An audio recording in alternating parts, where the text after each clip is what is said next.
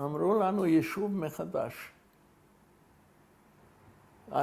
מה שההורים חשבו, אני לא יודע, לא אמרו לי.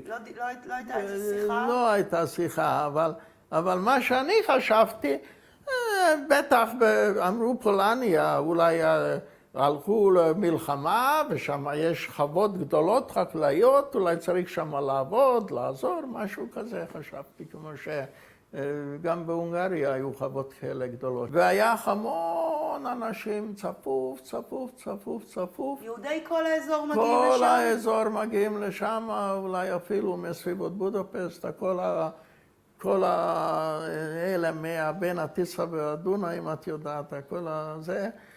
כל הפריפריה. כל הפריפריה היה צפוף מאוד, אנחנו ממש מצאנו מקום למטה, בסוף כמעט, מצאנו ממש מקום ששמנו איזה שמיכה וזהו.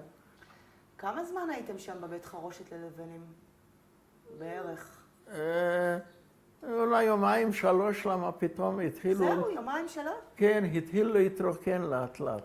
התחילו לצאת טרנספורטים. התחילו לצאת הטרנספורטים. אז אלה שהיו למעלה הלכו קודם. אנחנו, שלא היה לנו מקום, ירדנו למטה, נהיינו האחרונים.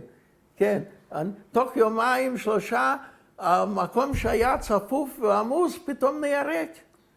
הגיע התור שלנו, והיה שם כנראה פסי רכבת לא רחוק, אני חושב, לא הייתה אפילו תחנה, הרכבת עצרה על יד בית חרושת, והעמיסו אותנו גם כן לקרונות, כמובן סוגרים אותם מבחוץ ואי אפשר לפתוח אותם.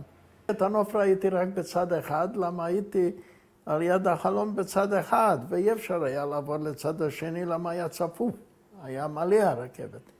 80-90 איש ברכבת אחד, בקרון אחד, כן?